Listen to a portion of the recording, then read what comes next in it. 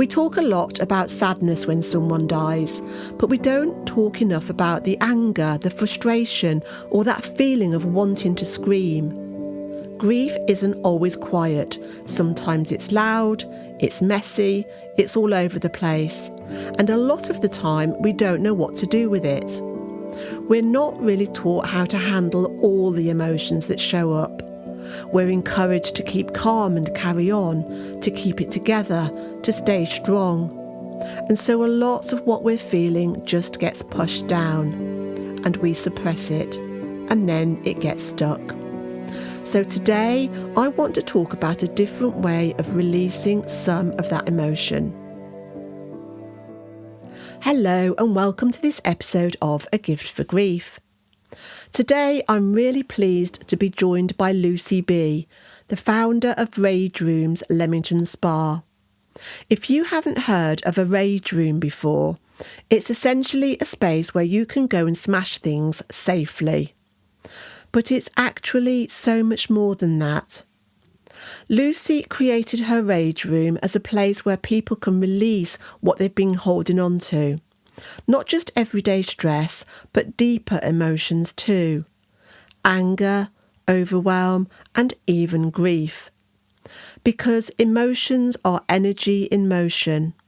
And when they get stuck, simply talking about them with a therapist isn't always enough. As a therapist, Lucy understands just how difficult it can be to process and let go of emotions, especially when you're grieving. There can be so much inside you with nowhere to go, things you can't say, feelings you don't fully understand, and thoughts that overwhelm you. And sometimes you don't just need to talk about it, you need to move it, to feel it, to release it physically. That's what we're exploring in today's episode. How something like a rage room can offer a different way of processing your grief. So, if you've ever felt like your grief doesn't fit into the neat, quiet version we often expect, this episode is for you. So, welcome, Lucy. Hello. Now, before we talk about your rage room, can you tell us a little bit about yourself and what you do? Quite some years ago, I trained as an EFT therapist because I was stuck, very, very stuck in my own life, and I was guided that way. And it opened up a whole new world of understanding of self, to be honest with you. And that took a journey of its own. And so now I run Rage Rooms, and I'm expanding that. I also help other people set up experiential businesses. So because I feel like connection is what we need after everything that's gone on, and with everything in the world, even with the AI and stuff, that people don't really know what's real anymore. There is a need for in-person meeting of minds and fun.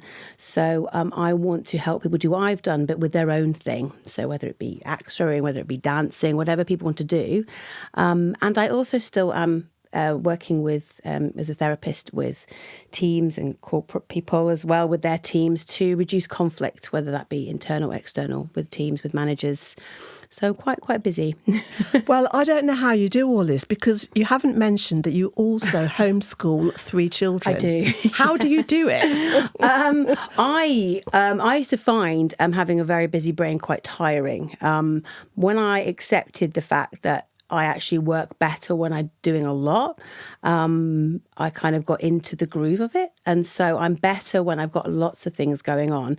But I do have to make sure that I also rest and give in to that rest, whereas I never used to, but I do now. But yeah, I've just got a lot in my brain. And so it's really lovely to be able to have the outlets to do it. So yeah, but I actually home educating children, it gives you a lot more freedom. You're not tied to a 9 to 3. I don't have a 9 to 5 job, so I'm not tied to a 9 to 3 school run either. Yeah, so, it's a lot more popular now, isn't it? Especially in where we are in Warwickshire, it's hugely popular, and people are really understanding it, and it's powerful. I see my children's they're emotionally intelligent, because they mix with people of all ages. They learn to, it's not just there's your 30 kids for the rest of your life. They have to mix with different groups all the time.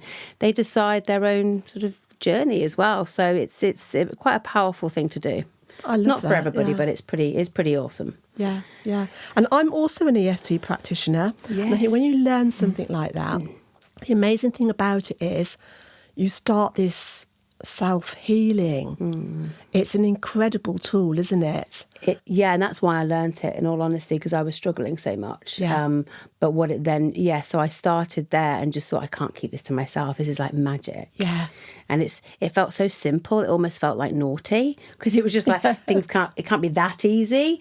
But when I show people and the level and the depth you can go with such a simple starting tool, Yeah.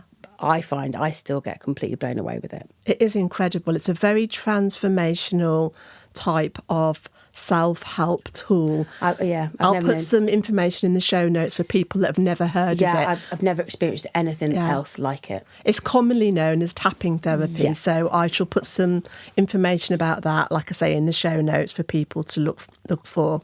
Now, for anyone who's never heard of a Rage Room before, can you explain what it is and what people actually experience when they come in?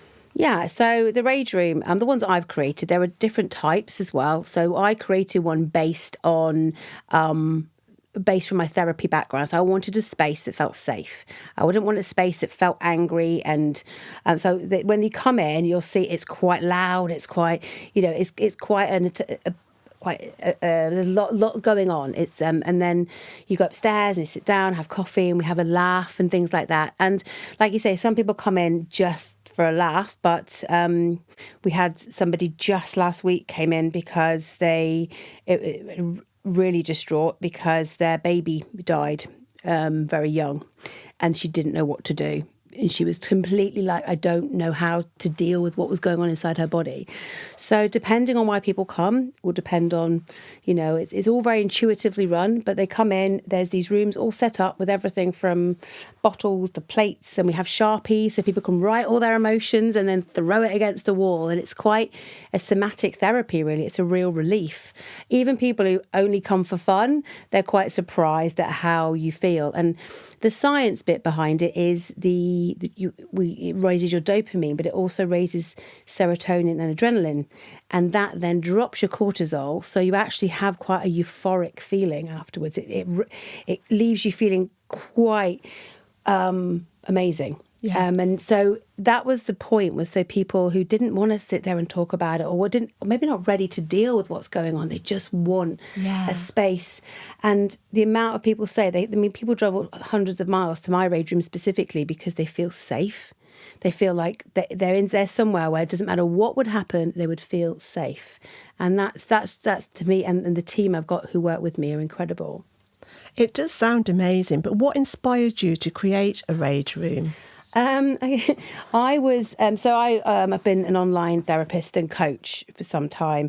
I then had my little baby, he's now 3.5, and went quite deeply into postnatal depression. I now realise that's what it was.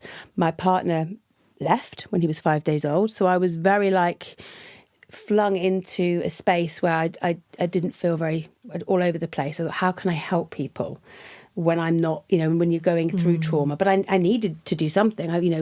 It's all very lovely saying I'm a therapist, I want to help people, but I also need to earn money. And that's how I was earning money.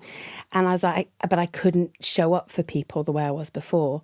And I was watching this TV program called Working Moms. It's an American thing. And the therapist there was angry. And I recognised that I was quite angry and hurting so much. And her friend took her to a Rage Room. And I was like, genius. Yes. I saw it on that program. And I was like, genius. I don't know if you can say that on here, if you're allowed to say, but I just thought that was just wow. And it was in my head. I was like, one day I'm going to do that. And then a few months later, I thought, well, do it now. Why not? So I did. I think that's incredible. I'm very good at making stuff happen. That's why I'm a really good business coach as well, to be honest with you, because I see ways to create things. I'm very good at that. So yes, at the moment we're just building Rage Room number 5 up in Leamington. So we've got, I didn't realise that. Yeah, so we've got 3 units. We had 3 Rage Rooms and 1 paint room. And now they throw paint as well. So it isn't just so we can just throw paint. There's canvases and you can make really cool art, and you have water guns and acrylic paint. It's really fun. But we need to expand. And so we're just about in the midst of building another room within one of the units we've already got. So we'll have 5 rooms. How in Leamington. Exciting. And I presume you're busy. Yes. There's a real need for this. Yeah. We're getting busier and busier and busier. Yeah. Well, this podcast is about grief. Yes, I do. Yeah. And grief isn't just about sadness. No. For many people, it also brings a lot of anger and frustration. And that can be a very normal part of the grieving process. Yeah. And it's important to remember that anger in itself isn't a bad emotion, is it? No. It's what we do with that anger that really matters. So instead of seeing anger as something negative, it can help to think of it as a message from the body, because anger isn't something we just think, it's something we feel physically. And when we feel angry, our body prepares for action. Our adrenaline rises, our heart rate increases, our muscles become tense. It's our system getting ready to do something. But what a lot of people tend to do with their anger is push that feeling down or suppress it or ignore it and hoping that it will just disappear. 100%. But the problem is it doesn't, and that energy stays in the body. Yeah, 100%. And if that surge of energy has nowhere to go, it doesn't just simply vanish, it lingers. And what I love about your Rage Room is that it gives people a safe space to release some of that anger. Yeah. Whether it's hitting something or smashing objects or throwing paint or whatever, Yeah. or even doing intense physical movement, it can give our body a way to release that build-up of energy. And very often, once that energy has been released, a sense of calm naturally follows. So for people who are carrying a lot of anger as part of their grief, a Rage Room can offer a really safe space to let some of that go. Yeah, 100%. And we get a lot of people in different types of grief. And I think one thing I've learned in the last few years was grief isn't necessarily somebody dying. And I think that I now understand that grief is a loss. And it's understanding. And so we have a lot of new mums come in and they're like, why do I feel this? And I say it's because the part of you is you feel like you've lost a part of you. Same as when a marriage ends, there's a loss of what you thought was going to be. There's a loss of a dream. And, and that's what I've learned about grief. It's not as black and white. And my mum, actually, I was talking to my mum. I was saying to my mum coming on here, and she lost her husband a couple of years ago. And I was absolutely dumbfounded with how she went through the process. And she said, you've got to be prepared to do it your way. And it doesn't look the same. And you've got to trust that you're going to process it in a way that's right for you. And some days that means throwing all the clothes away. And some days that just means sobbing, but not being afraid of your own emotions. But most women especially are taught to be afraid of anger. Because if they feel angry, women get labelled psycho, crazy, mental, you must need to medicate. You should see the amount of trolling I've had before when talking about women and rage, because a lot of people, it's socially unacceptable. Not dissimilar maybe to men crying, I would say. And so we get a lot, it's women heavy that we get in the Rage Rooms. Yeah. The percentage is huge comparatively, and women over 35. So interesting. And actually we do get men, but they're always younger because there's a level of acceptance that's now okay to have big feelings and actually to talk about them and express them. But men over a certain age, therapy is for wusses, therapy is for, it's really fascinating because there's this real kind of line. And it's lovely when I see younger men, when they come as groups, we get group of 22-year-olds coming, and that's really cool because they are not afraid to spend money on an experience like this, but to admit they're annoyed and to let it out and to have it's fascinating to see dynamics. So the younger generation are starting to feel their emotions. For the men, because like you say, the older generation, it's something, we've got to be strong. Yeah, and it's like, well, why do you have to be strong? Like, who says it? And a lot of women are coming in, and there's a lot of shame around anger, a lot of shame around feeling things or not, or... it's like, one woman said to me, if I start throwing things, I wanted to do this for 25 years, am I going to want to stop? And she was so afraid of her own emotion. I said, lovely, you're going to get worn out. It's tiring. And she was right. And she came out and she sobbed of like tears of like, oh my God, it wasn't bigger than me. I think it, like you say, suppression, anger isn't a problem. The suppression is where the problem lies. Suppression of, and when we don't accept ourselves. And I imagine in the grief, there's a very much, well, this is the journey. And if you don't follow that, it must be, I'm doing it wrong. I can't even do this right. The stories, again, that's probably why EFT can help, the stories that come in around how it should look. But when it comes to the rage rooms, it's there's nowhere quite like it. I think until people come to the place, it's quite a magical place. It's a really magical place. It sounds incredible. And you're right, because loss isn't just about losing a loved one. It's about the loss of anything in your life. It could be the loss of your health from a diagnosis. It could be the loss of a job, 100%. Loss of finances, loss of a relationship. There's so many different shapes, that we experience. But for people who do push their emotions down or suppress them for whatever reason, can you explain what happens when those emotions linger in the body? It generally comes out in some other way later. A lot of the time, it's very well documented, is that if you keep pushing down any emotion that you just don't want to feel and ignoring it, it will show. And it can, the last place it will show is like pain and health. That is the last thing it's got, and to take you down. So, you can see people getting stressed and, oh gosh, you either, when people, there's a saying, isn't there, you either pay for your wellness or you pay for your illness. Either way, you're going to have to, you're going to have to take time and work on one of them. And so when people don't acknowledge it and push it down, it comes, anger, for example, comes out as resentment. It comes out as self-loathing as well, a worthiness issue, self-sabotage. So they can get into people who, it just affects everything they have, and they end up shouting a lot. You see people shouting a lot at their own kids, or shouting at, not sleeping, insomnia, overeating, undereating, alcohol abuse. The level that this will affect, and then eventually your body will start breaking. Yes. But that's the last port of call that your body, that your nervous system has got.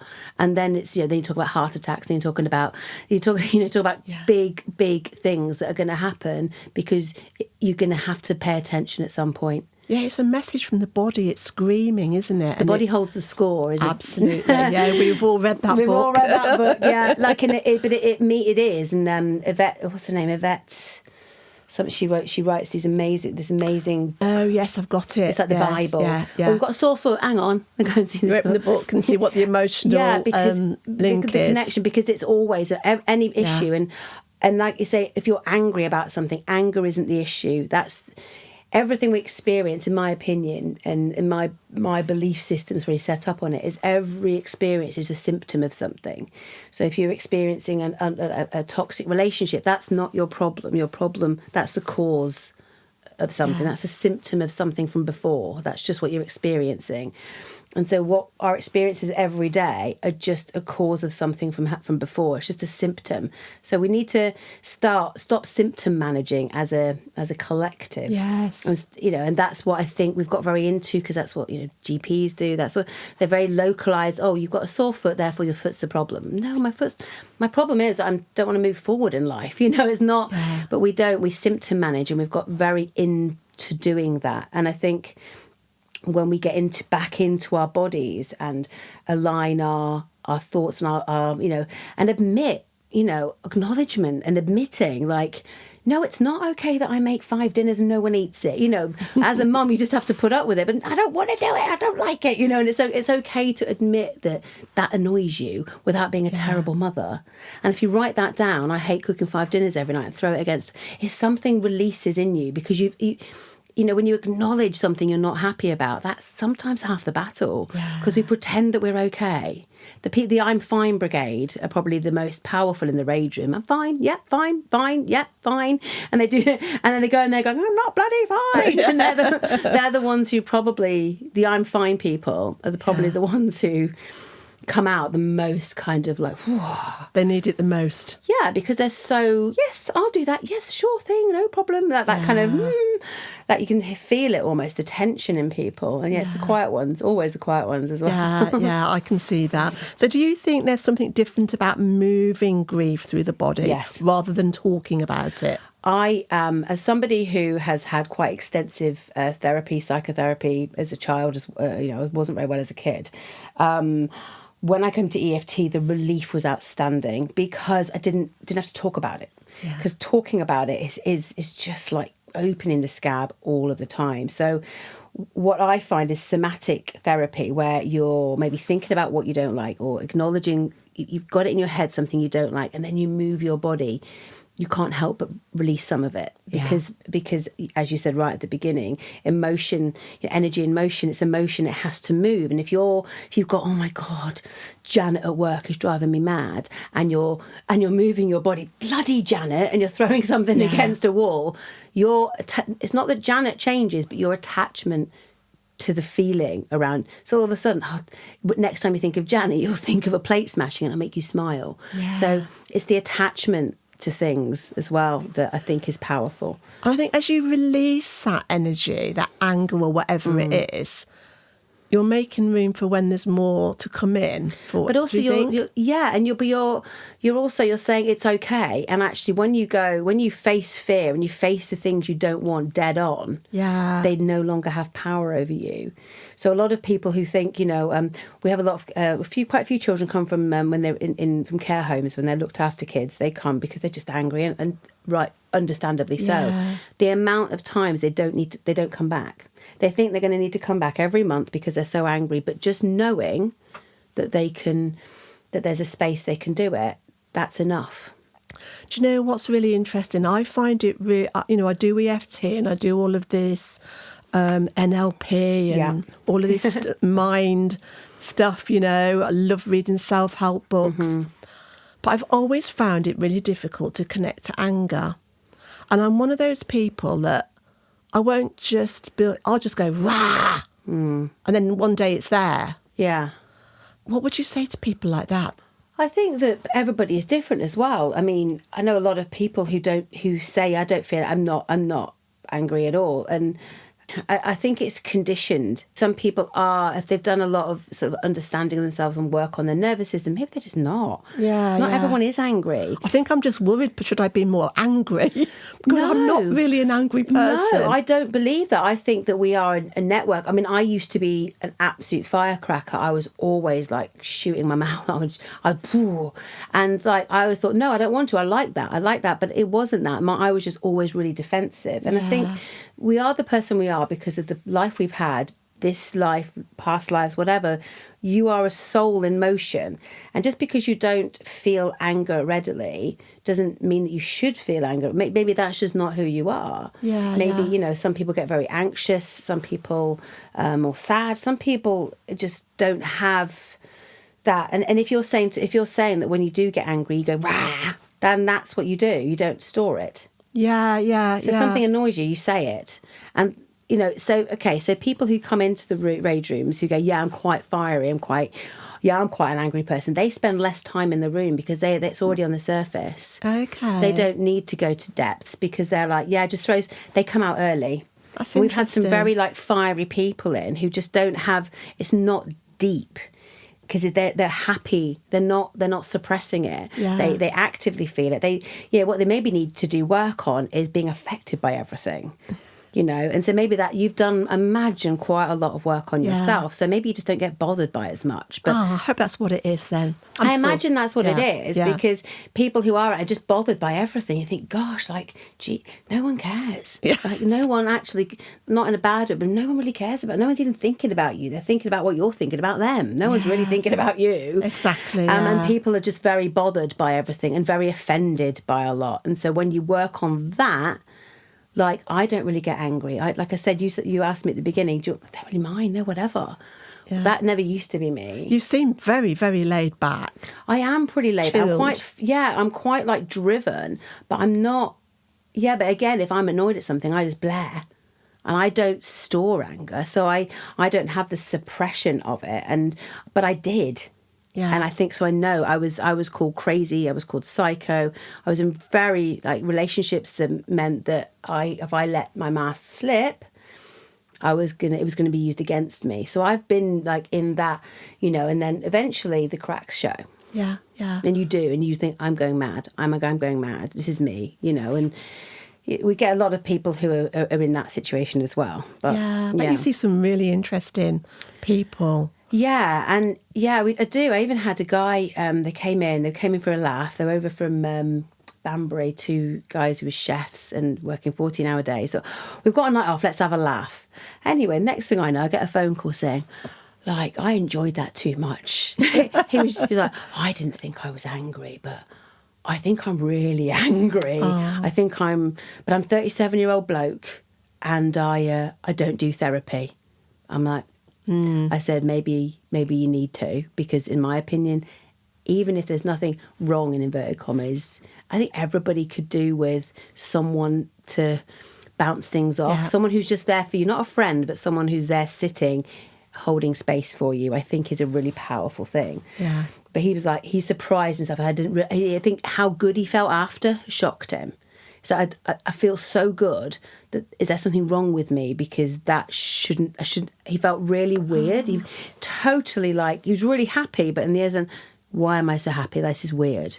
That's interesting, isn't it? And everyone, like I say, people think it's going to be an angry place, but everyone comes out going, they have this kind of this freeness. It's a really vibrant, especially on a Saturday when you've got people coming in and out, and everyone's just like, wow, I feel amazing. Yeah. So some people might hear Rage Room and think it's just about encouraging anger. Mm-hmm. How do you make sure it's actually a safe and healthy outlet? We have a maximum time. So, again, knowing about how your brain works and things, so that is where it's all come from. It's not, okay, so give us some more time. I said, no, I won't. I will never give anybody extra time. So make sure that it's...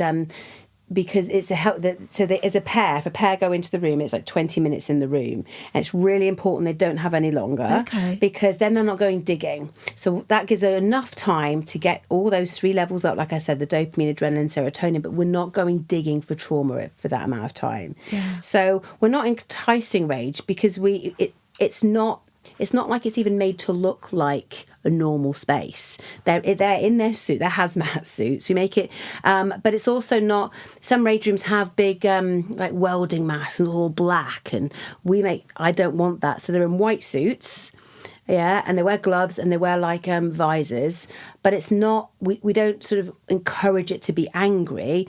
It is about release, and we actually talk people through, this is how best to use the room so that your levels, this is how we want you to leave like this is the best way to use it. And so I think because of our ethos, and because people want extra time or want extra things, and it's a hard no. Even if they offered me money, it's a hard no. You can't go back in.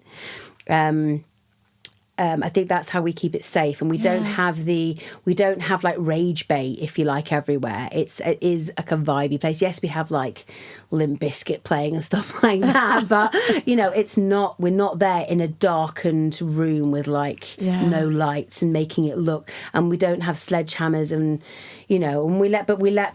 So it is all about expression rather than let's piss people off and let's harbour rage. It's about getting rid of it, and I think it depends on the ethos of how you do it. And there is huge amounts of people thinking, but I know from the fact that people don't come back people don't need to come back every week. They think they want to, and they do come back. We get a lot of referrals, and people do come back every few months, but it is not because they have this like drug-like need to get to come into the rooms, and they don't go and like damage anything. Most people say, God, you saved my boyfriend's car. All I wanted, and we had somebody book in today who had just been dumped by text by his girlfriend of 4 years. And the first thing he did was come to the Rage Rooms because he wanted somewhere safe to express it. And I think if it was more known, then people would go, I'm not going to go and wreck my own house. I want to scream or, self-harm. All these things could happen, but actually this is safe. Yeah, it's what you do with that anger, exactly. isn't it? And it's taking responsibility for it. People are far too, it's just that, where's the responsibility for people? Like, this is a space that has been made safe, but people do have an element of responsibility with their own emotions. Yeah. But what would you say to someone who was worried about the Rage Room making them worse and maybe, opening up a whole can of worms emotionally? It might. So it might do. People, occasionally people come out crying. That's not very often, but it does. And it might do. And I think that's rather than shying away, that would, to me, would say that there's an additional need for help. And that's why I'm there. Yeah. And not only am I there, I have a network of people who are also qualified therapists who I can point people towards. We have therapists who actually refer people to me as well. Therapists bring people. They're actually, as part of a therapy session, they're in. So I would say it might do. Like, it might open a can of worms, but maybe that, needs to be opened. And there is a support system there within my business. And other businesses operate differently, but within my business, I felt it very important to have a duty of care. Yeah. So every single person who goes through those rooms has my number and can let me know I need help, and I will make sure they get it. That's lovely. But I see it as being a positive thing because things come to the surface when they're ready to be dealt with. Yeah, and if people are afraid, surely that's part of the problem. If they're afraid it might open a can of worms, then prepare for that. Like, are you ready for that? If you think a can of worms might be opening, there's probably a can of worms waiting to be opened. Absolutely, So it's a case of getting things in place and doing the adult responsible thing and saying, okay, I'm ready. And so I think it's a good thing as well. I do. But for someone listening who's grieving right now and feels overwhelmed, would you recommend a session in the Rage Room? Yeah, like I said, this lady came in last week and she was like, I don't know how to get back to normal. How am I supposed to be normal? How am I, there's this, she's like, I don't know how to deal with all the feelings. And the great thing about the Rage Rooms is it doesn't have to mean you're angry. It's expression. Yeah. So she was angry, she was sad, she was everything that grief throws in when it's so raw. And she came out and she said she felt lighter. And she felt like a layer of the confusion had gone because it's just a case of just screaming and shouting and, it's not fair and it isn't. And it's bringing that inner child that is not happening. I mean, the little version of you that wants to stamp their feet can do that. Yeah. There's all these versions of us that have never really dealt with, the child who's put out to the side when granny's died and doesn't really understand it. That little person's going to come back and go, that's happening again and you're leaving me out, and so I would say definitely, like, why not? Absolutely. And the Rage Rooms, it's a place that complements therapy and other types of support, isn't 100%. It?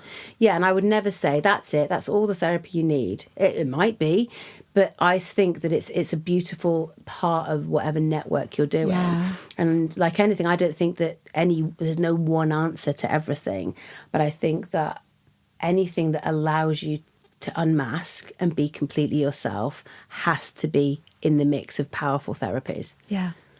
So for someone who doesn't have access to a Rage Room, are there other ways they can safely release their emotion?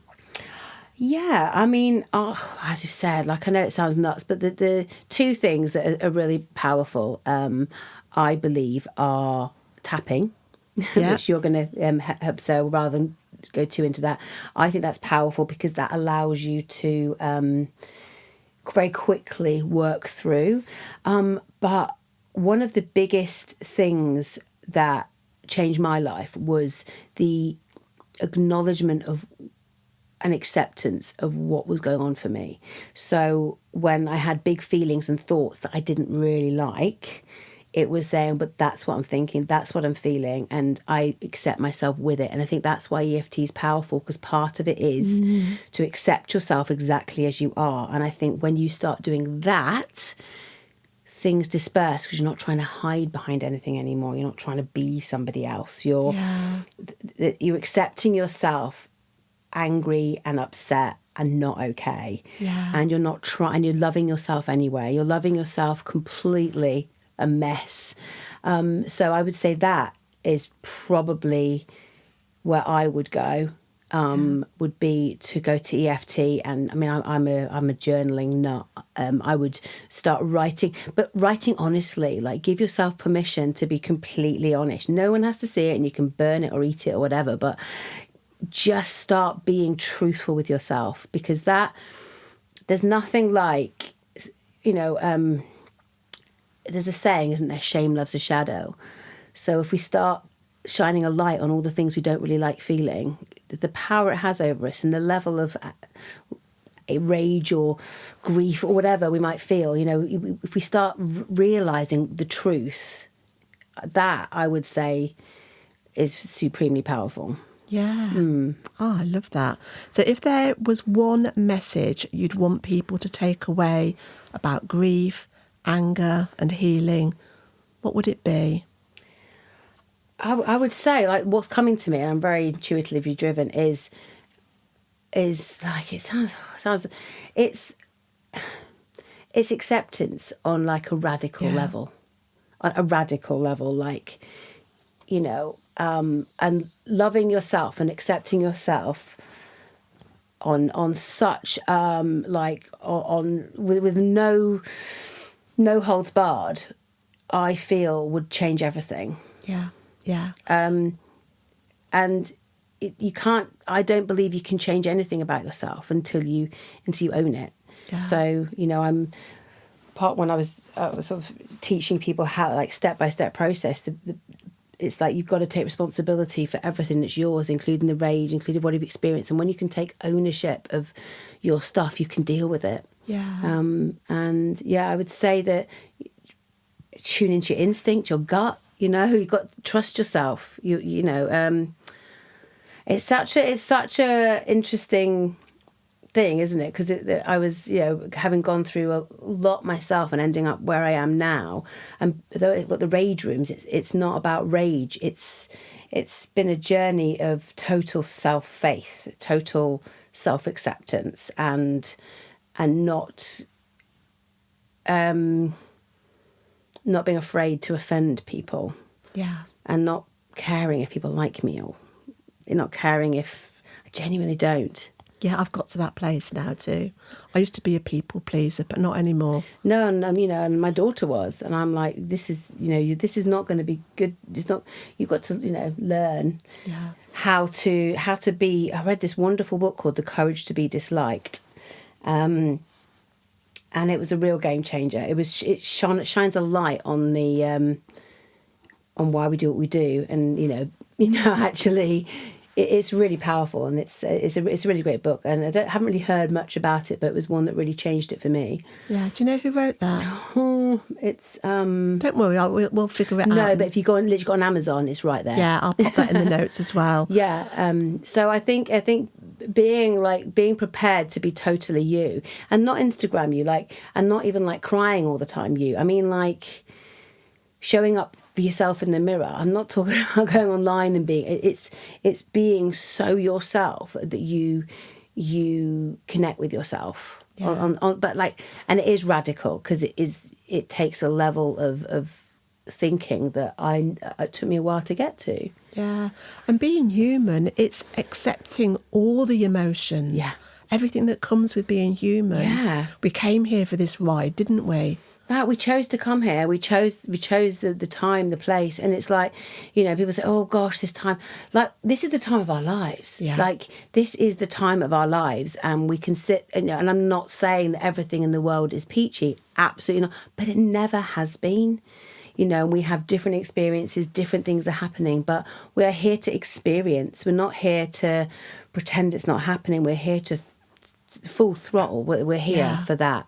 And if we can't, the thing when we want to like ignore things like sadness and grief, resentment, anger, guilt, if you want to pretend those things aren't happening, you're also not going to feel the full joy, love, peace.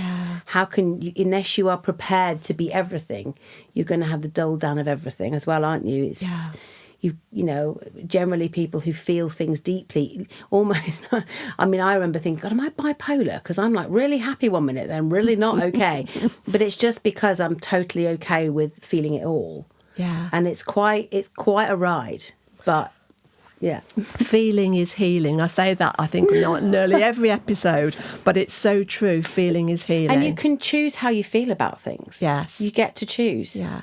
I believe we have very little choice in what, well, nothing out with our own selves, but we can control our thoughts and our feelings and our actions and our reactions. That's all we've got control over.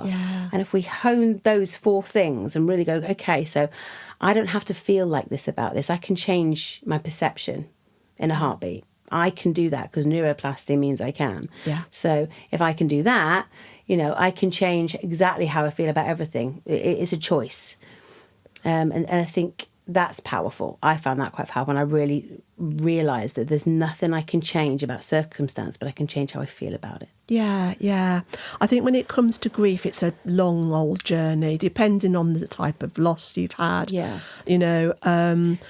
One thing, what my mum said, she said about that, we were talking about time healing. She went, no, she said, do you know what? I realised that grief is something that I am in, but it runs parallel to the rest of my life. So she says, I don't worry about being desperately sad and crying because that's the parallel life I live. And accepting that means that I can go on holiday with my friends and still miss Jim. And that's okay. And she says, I'm not trying to heal because why do I want to? But I can have a life parallel. And I was like, gosh, I'm going to share that, Mum, because that is going to resonate with so many people. Yeah, well, she said, I hope it does. And I was like, that's so interesting because time doesn't heal jack shit, does it really? Sorry, you're going to cut that off. I think you're allowed to say jack shit. I don't think time heals. It's our perception of what we're feeling and how we deal with things and how our level of acceptance. And Mum was like, she said, you know, understanding that other people have different journeys. And I remember talking to this woman, I said, we don't know that your little boy is desperately sad and no, it's not okay, and you absolutely tantruming away. You don't know his journey. No. And when you detach, I mean, attachment is kind of the mother of all misery, isn't it? So when you detach from someone else's journey, you can live your own because you're on a journey too, and their life was there and your life is here. And Mum was it's fascinating because they were so in love, Mum and Jim. You know, it was gorgeous. You know, that was her second marriage, and so in love. And it was a beautiful thing to witness when he wasn't well. I'll be honest, I was saying, Mum, it's just like incredible to witness my mum's love take that step up when he wasn't well. And when she says this about this parallel, and I was like, gosh, that's fascinating. So I'm going to say it. because No, I'm really glad that you shared that. I mean, I think it takes people a while to get to that place, and that's understandable. Yeah. And there may be people listening that are not there yet, you know, obviously. But like you, I have this saying that time is not a healer. Time is just the vehicle that takes you along that path. Yeah. You know, how you process your grief is the healer. We are the healers. Yes, 100%. We are the healers. Time, if you wait for time to heal you, you're just going to stagnate. Well, yes, it's time. You need to put the work in. Yeah, and you know, my mum is a very spiritual being. So Yes. she's a Reiki master and stuff, and so she does understand. And you know, I helped her in my own way because I'm quite intuitively led. She'd say something to me, she'd, oh my God, that really hit me today and resonated with me about journeys and stuff. But when she said that to me, I was on check with her. I was like, wow, like that's really fascinating because I haven't lost someone like that. I'm lucky enough not to have lost anybody that, you know, I've lost my granny and, you know, but I haven't lost the love of my life. And so hearing it it's like, wow, it's really, Powerful. Well, I think this podcast is for everybody, not just for people that haven't had a significant loss, because I think it's like an education for people that want to know more about grief as well and all of that. So it's really interesting to hear your perspective It's a on taboo things. subject as well, isn't it? I mean, I had grief counselling when my marriage ended. Yeah. Because I didn't realise what was... And when in 2020, I'm not sure... when all that hit, and I had very different views to my family. Yes. And there was this overwhelming loss I felt. I thought I was going to lose everybody. Not only my marriage, not only the dreams I thought I was going to have. I thought my family had gone as well. And I felt desperately alone. And I remember speaking to one of my EFT colleagues, and she went, "This is what grief looks like. This is an acceptance of loss." And I was like, "Don't be silly, like no one died." He's like, "Well, no, but something did. Something shifted, and there's a hole, and you know." And so I ended up getting like grief EFT, grief. It was fascinating because I'd never really seen it like that. Yeah. And I remember talking to people saying, when a marriage ends, it's not the person, it's the dream, it's the life you had planned. Yeah. And the loss of that is, or when you find out you can't have children, it's like, recalibrate. How do I deal with that? And it's not that something's gone. It's something you're not going to experience something you just thought you could. Same as businesses, same as money. It's so fascinating that these huge losses could happen, but we're told just to get on with it. Yeah. And grief is a taboo. Probably as taboo as, and people are very uncomfortable talking about loss. Yeah. Because people just don't know how to. I think people feel uncomfortable, and I think the fear is people don't like to engage in the topic because they're scared of saying the wrong thing. Yeah, 100%. Because they don't hear these conversations. No, exactly. And like I say, when that lady came to me and she said, "How am I supposed to be normal?" I said, "You're not." I said, "You're not supposed to be strong, and you don't have to." Every time I go past the school gates, "Oh, where's your little one?" I have to tell them a story. Well, you don't owe anybody anything. No. You don't have to keep telling a story. You are you, and you don't have to be anything else. Yeah. And the level of kind of like, oh gosh, okay, so I don't.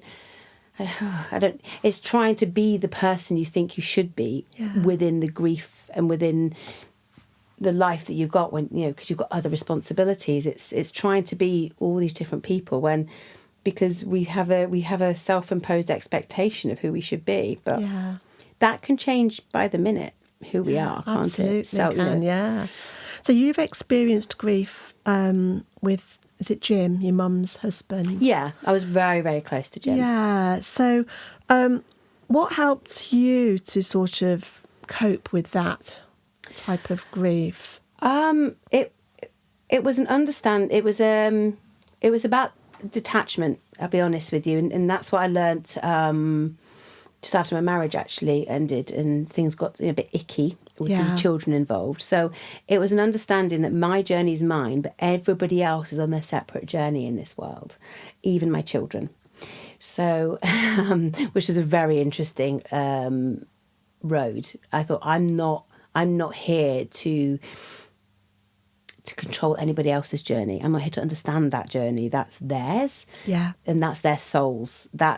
I'm here to be the most me I can ever be. That's my journey, and to support and be there or be witness and choose to have children, so guiding them through. They chose me to come in to be their mom, so for whatever reason, and I'm not here to control what that means. I'm here to just show up as the best version of me.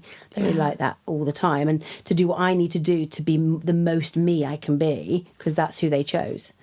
And it's detaching from other people's journey to understand that everybody has their own soul's journey without being too woo-woo. I do believe that we have our souls are very, very old. Some are newer than others, but we have a job to do in our life, and that doesn't always go down the same timelines as the people we're walking beside. I love your perspective because I have a very sort of spiritual belief about what it's all about and grief and the emotions.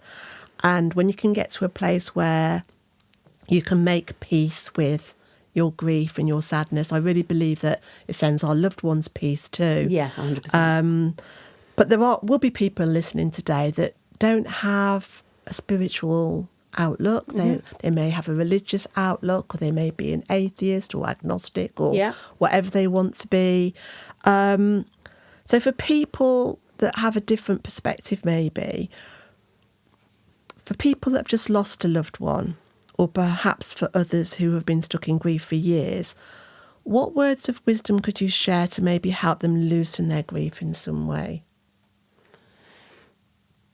What's the first thing that came into? I've got to go with the first thing is, why do they feel they need to hold on to it? I would ask some questions with no judgment or shame, but what is it? Why do you feel you need to keep holding it? Yeah. Why do you feel that that's what you have to do, especially if they've been there a long time? Why? Is it guilt? Is it fear? But there'll be some reason why they feel they need to, and on a subconscious level. Not getting away from spirituality. Let's talk about science. Is that while subconscious runs the show, so on a subconscious level, when we hold something, it's because part of us wants to hold it. Yeah.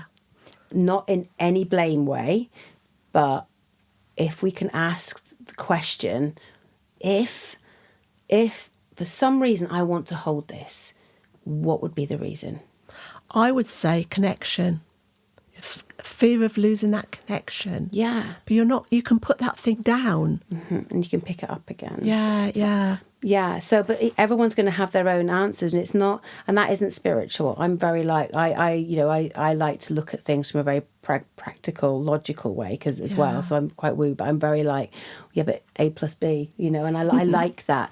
And so then when people come and say, well, I don't believe in God, fair enough, don't. But then know that you're a subconscious. You have a subconscious. That's not for debate. We all know that. We know that subconscious runs 97% of your life. So if you are feeling and repeating something daily, it's because your subconscious is safe in that. Yeah. Why is it safe to stay in this state? Why do you need this state to be safe? And that could be a million answers. It could be that they don't trust themselves to be alone. It might be that by holding them, then they're not alone. That by holding them, then they're still there somehow. But, there has to also be that in order to shift something, in order to have a different circumstance in life, you have to want it. Yeah. And I would say that maybe people who are in it, they've maybe got to also want to not be in it. Yes. So not everybody wants to feel differently. Yeah. And I think as somebody who knows things can be different, I've had to accept that people are on their own journey, and maybe they don't want things to be different, and they want to be sad, and accepting that. Yeah. And I think if we, sometimes I'm not ready to change, and that's okay. Yeah. I had this talk with my personal trainer, actually, on a whole different level. And I said, right, how am I supposed to fit it in 12,000 steps, 20 minutes of cardio, 3 weight sessions a week? He went, you don't, Lucy, so stay the same.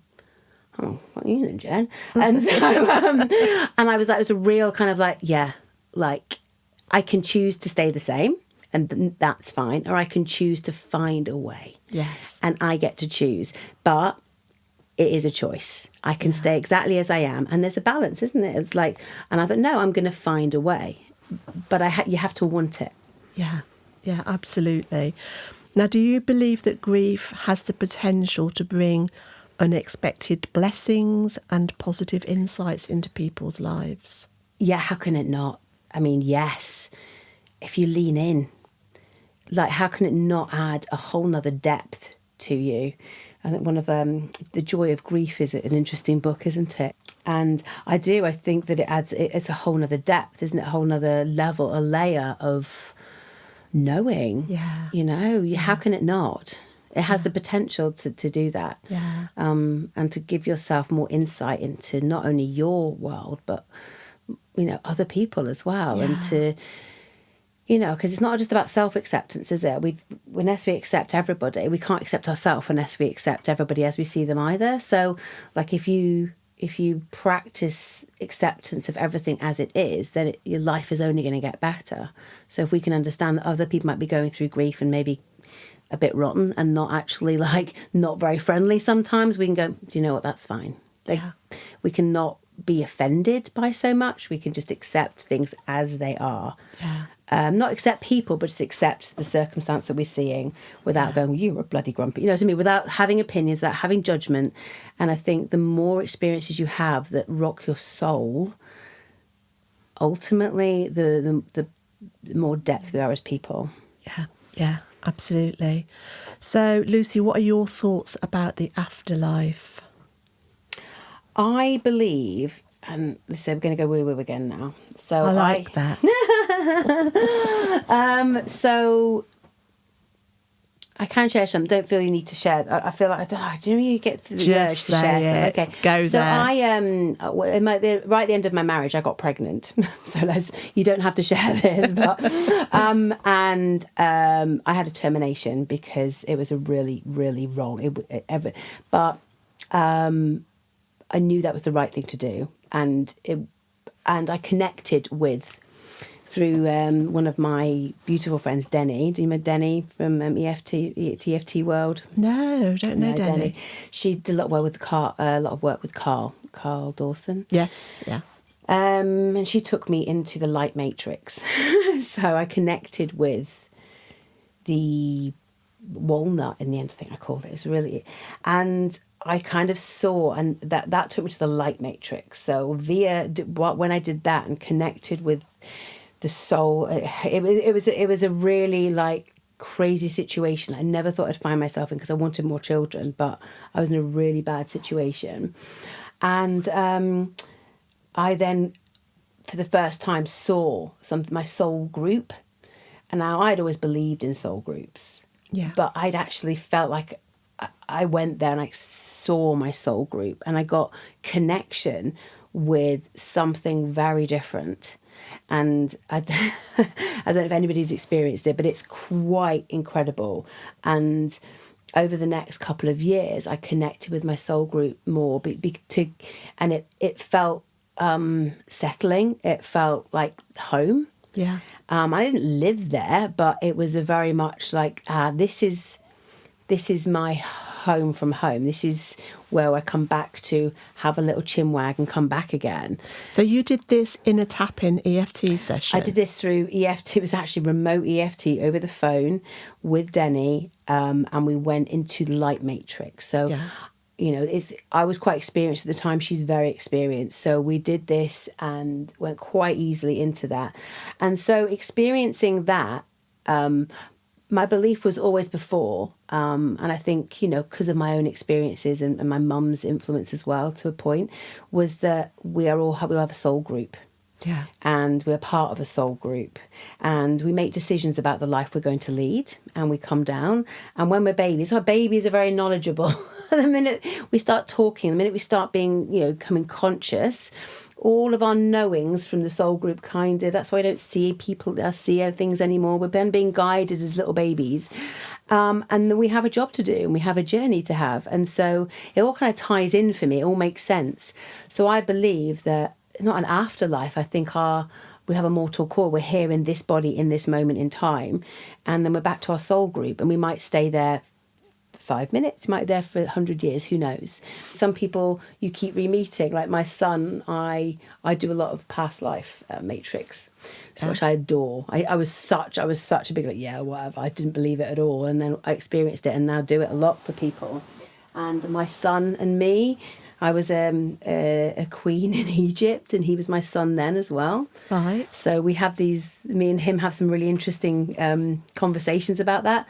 My daughter's always been from upstairs, and I think I used to be her maid, because it's definitely, you know. So I feel like we might have soul connections in this life, and we might be part of the same soul groups, but not necessarily of the people we intermingle with.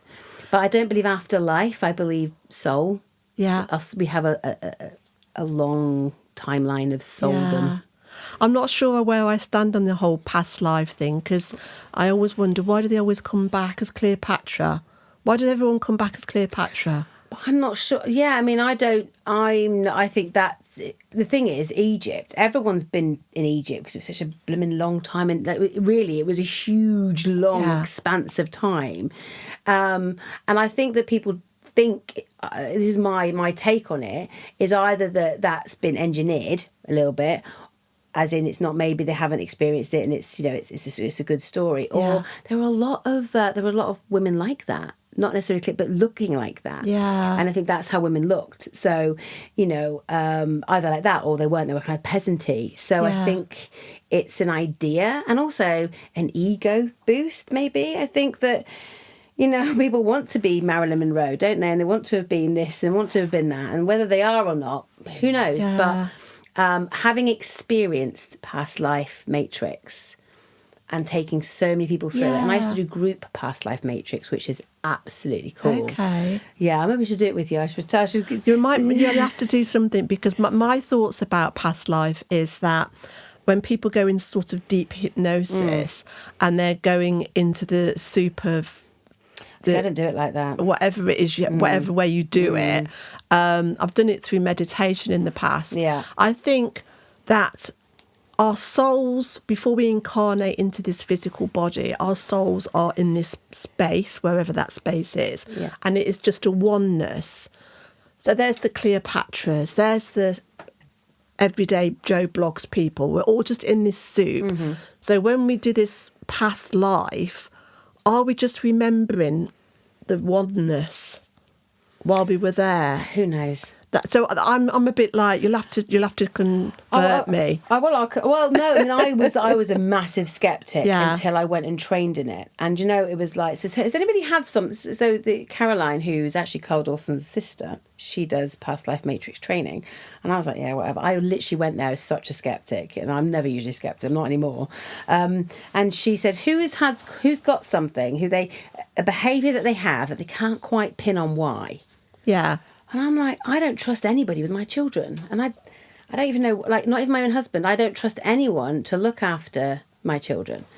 No one. Okay. And nobody. And if I do, I panic and I phone them every 5 seconds. So it means I am bound to, like, the house for the next 25 years because I don't trust anyone. I even struggle to leave my own husband with his own, like, why? That, you know, he hasn't done anything. Yeah. And she's like, okay, let's give that a whirl then. And I was like, yeah, whatever. And it was fascinating because it took me back to being a little Nigerian boy, and I was living in Nigeria, and I was living in a tribe. I was 13 years old, and it could tell because there's ways which you can, like, look in a puddle and see who you are. It's fascinating. It's really cool. Anyway, so I realised who I was, and with this belief in my mind that nobody else, you know, knowing that that's why I went back. So it's very focused on what you believe to be true. And I'd saved my little brother from a crocodile, my little baby brother from a crocodile. And I was, like, heralded as, like, a hero, a 13-year-old. I said, you know what, you can now look after the village. So they put me up on a hill. And kind of just that's where I spent the foreseeable future. I was on that hill watching the village, and I couldn't leave the post. And it was almost like, and that was the overwhelming memory. Now, obviously, we've got to remember that was a life and that's a belief, but that was the overwhelming, if I'm not watching, they'll die.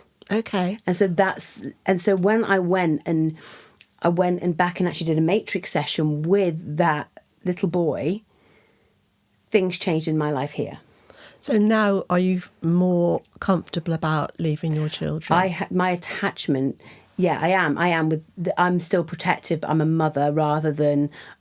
It's not the same. So whatever your belief system is about it, something loosened in you to make you feel more relaxed about it. I mean, I literally couldn't. Yeah. The anxiety was so much that I couldn't do it. And now, so now I'm healthily anxious. Not anxious. I'm healthily distrusting of strangers and children. But like, I don't have the need to be responsible for everybody's well-being. Yeah. I think it was that feeling of it's all on me.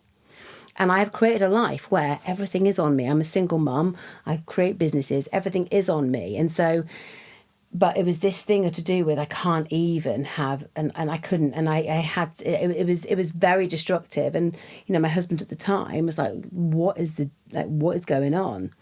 You know, so that loosened after that, definitely. Do you know what, Lucy? I think me and you could talk for hours. I know, you probably. need to start your own podcast. It would be absolutely fascinating. And I know we've gone off on all different tangents here. Don't apologise. I love this. I want my podcast to be more sort of spiritual, and I want it to be all sorts of things for everybody. But, you know, I resonate with what you're saying, basically. I always like to end my podcast with a question. And you've lost Jim. Yes. Your mum's husband. If you could give Jim a message now, what would you like to say? Oh, don't make me cry. I'd probably say Mum's okay. Oh, don't. Oh, bless you. Yeah. Oh, Lucy, listen, it's been an absolute pleasure talking to you today. Thank you so much for taking time out of your really busy life. Yeah. Grief isn't just one emotion. It can be a combination of deep sadness, anger, guilt, fear, shock, numbness, loneliness, anxiety. The list is endless. Sometimes it's a feeling so big that it sits in your body and you don't know what to do with it. And if that's something you've been experiencing, please know there is nothing wrong with you. Your grief isn't too much and your emotions are not wrong. What we've explored today is the idea that grief doesn't just live in the mind, it lives in the body too. And sometimes talking just isn't enough. Sometimes we need to physically move it to release it, to give those feelings somewhere safe to go. That might be through something like a rage room, or it might be through movements such as yoga, exercise, somatic therapies, or simply allowing yourself to feel what's there without judgment. There's no right way to grieve. There's only your way. And whatever that looks like for you, it's valid. Processing grief doesn't come from pushing everything down. It comes from allowing things to move. Thank you so much, Lucy, for sharing your insight today and for creating a space where people can safely release whatever emotion they've been carrying. Now, if people want to find out more about you and what you do, how can they get in touch? Well, they've got my website, which is Rage Rooms Leamington Spa.co.uk. I've also, my therapy site is The Inside Job with Lucy B. That's my other businesses. Or you can just email me at it's probably hello@rageroomsleamingtonspa.co.uk. Oh, and thank you to my listeners for being here, for being open and for allowing yourself to explore these conversations.